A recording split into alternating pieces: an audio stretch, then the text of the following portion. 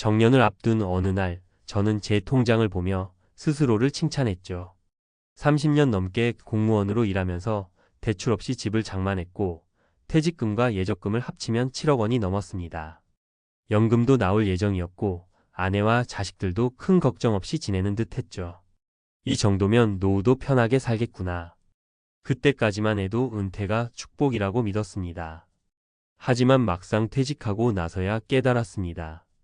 돈만 있다고 노후가 편한 건 아니라는 걸요.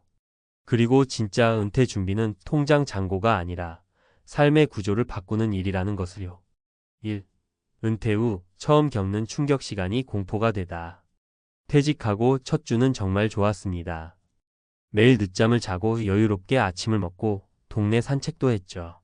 그런데 두 번째 주부터 뭔가 이상했습니다. 내가 오늘 뭘 하지? 일정도 없고 찾아오는 사람도 없고 누가 나를 필요로 하는 것도 없었습니다. 시간이 이렇게 많을 줄은 몰랐고 그 시간이 이렇게 버거울 줄은 더더욱 몰랐습니다. 실제 사례 1. 이 교감의 고백. 이영수 가명 62세 씨는 중학교 교감으로 정년퇴직했습니다. 교사 시절엔 하루에 수십 명과 부딪히며 정신없이 지냈죠. 퇴직 후엔요? 하루 종일 말 한마디 안 하고 넘어가는 날도 많아요. 일상이 사라지고 존재감도 함께 사라지더군요. 이 씨는 결국 지역 평생교육센터에서 무료 강의를 시작하며 다시 사회와 연결되기 시작했습니다. 그 강의가 제 노후의 구명줄이었어요. 누가 나를 필요로 한다는 게 이렇게 큰 위안이더라고요. 2. 돈보다 중요한 건 사용법이다. 퇴직할 때 7억이 있었지만 1년 만에 1억 가까이 줄었습니다. 자녀 결혼 자금, 차 수리, 집 수리, 여행 등으로 줄줄이 새어나갔죠. 연금은 매달 230만 원 정도 나왔지만 생활비와 병원비로 빠듯했습니다. 실제 사례 이 조서기관의 후회. 조영국 65세 전 서기관 씨는 이렇게 말합니다. 공무원 연금이면 충분할 줄 알았어요. 그런데 막상 써보면 남는 게 없어요. 병원 한번 다녀오면 몇십만 원이 훅 빠지거든요. 그는 퇴직 직후 해외여행, 자동차 구매 등으로 1억 넘게 지출했습니다. 지금 생각하면 너무 성급했죠. 감정적으로 퇴직을 기념하려다 노후를 깎아먹은 셈이에요. 3. 일 없이 버티기엔 인생이 너무 길다. 60세에 퇴직하면 80세까지는 기본입니다. 길게는 90세, 100세도 바라보는 시대입니다. 무려 3040년을 수입 없이 소비만 하는 삶으로 살아야 한다면 그게 정말 편안할까요? 실제 사례 3. 최 전 사무관의 제 인생. 최병국 66세 전 사무관은 퇴직 1년 만에 다시 일을 시작했습니다. 백수가 되니 돈보다 자존감이 먼저 무너지더라고요. 처음엔 경비직도 생각했는데 자존심이 좀 걸렸죠. 결국 예전에 했던 보고서 작성을 바탕으로 프리랜서 자문 일을 시작했어요. 그는 지금도 월 10만 150만 원 정도의 수입을 벌고 있으며 삶의 활력을 다시 찾았다고 합니다. 돈 때문이 아니에요. 누군가 나에게 일을 맡긴다는 사실이 고마운 거죠. 결론 진짜 은퇴 준비는 관계와 역할을 남기는 것이다. 은퇴 준비라 하면 대부분 얼마 모았나부터 계산합니다. 하지만 진짜 중요한 건 은퇴 후에도 내가 할 수 있는 일, 내가 속한 공동체, 내가 나로 존재할 수 있는 역할입니다. 퇴직 이후에도 사람들과의 관계를 유지하세요. 새로운 일이나 활동을 만들어 보세요. 돈은 존재의 보증이 아니라 삶의 연료일 뿐입니다. 가장 중요한 자산은 내가 누구인가라는 정체성과 자기 효능감입니다. 마무리하며 퇴직할 땐 든든했지만 지금 다시 묻습니다. 그 든든함은 어디에서 왔는지요? 월급 때문이었나요? 아니면 사회 속의 나의 자리 때문이었나요? 이제는 우리가 돈 없이도 존중받는 삶, 일 없이도 의미 있는 하루를 스스로 만들어가야 할 때입니다.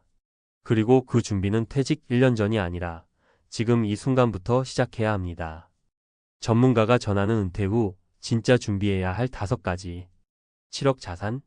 다 소용없었다. 은퇴 공무원들의 공통된 후회. 많은 이들이 공무원 퇴직을 안정적인 노후의 시작으로 기대합니다.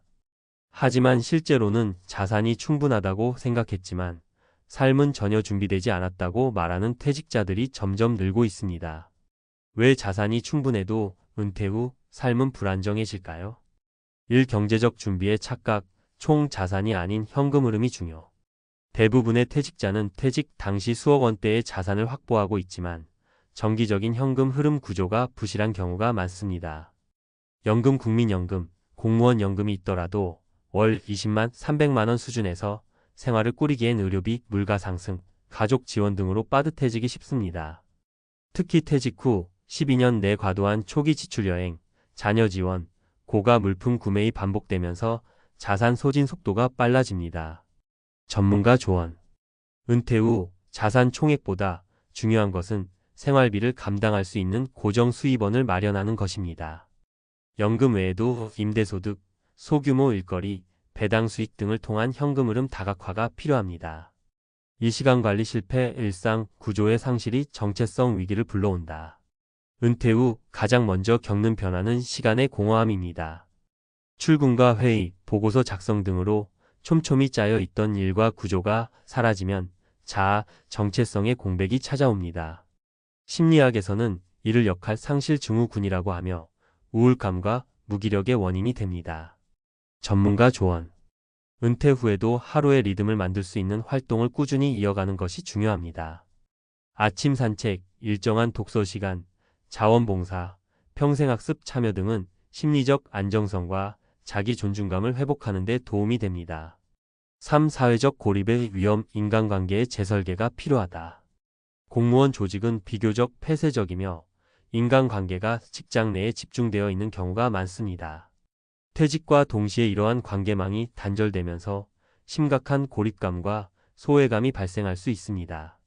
특히 남성 퇴직자일수록 사회적 관계 복원이 더 어려운 경향이 있습니다. 전문가 조언.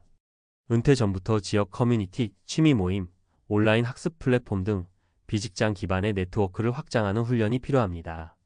인간관계도 연금처럼 미리 투자하고 준비해야 합니다. 4. 의미 있는 일의 부재, 경제활동보다 사회적 역할이 더 중요하다. 많은 은퇴자들이 경제적인 이유가 아니더라도 다시 일을 하려 합니다. 그 이유는 간단합니다. 누군가에게 필요하다는 느낌, 즉 사회적 존재감의 회복이 삶의 질에 결정적 영향을 주기 때문입니다. 전문가 조언. 꼭 돈을 벌지 않더라도 내가 가진 역량을 쓸 수 있는 장을 찾아야 합니다. 자문, 강의, 멘토링, 동아리 활동, 재능 기부 등은 자존감을 회복하고 삶의 방향성을 잡는 데 유익합니다. 5. 심리 건강 관리의 소홀, 불안한 노후는 감정에서 시작된다. 은퇴 후 우울증, 무기력, 만성질환 증가 등이 흔히 나타나는 이유는 신체뿐 아니라 심리적 건강의 관리 부재입니다. 특히 목표 상실, 무용감, 외로움은 삶의 의욕을 급격히 저하시킵니다. 전문가 조언. 건강검진과 운동뿐 아니라 은퇴 심리상담 또는 집단 프로그램에 참여해 삶의 방향 재설정을 돕는 것이 중요합니다. 가족과의 관계 재정비도 중요한 과제입니다.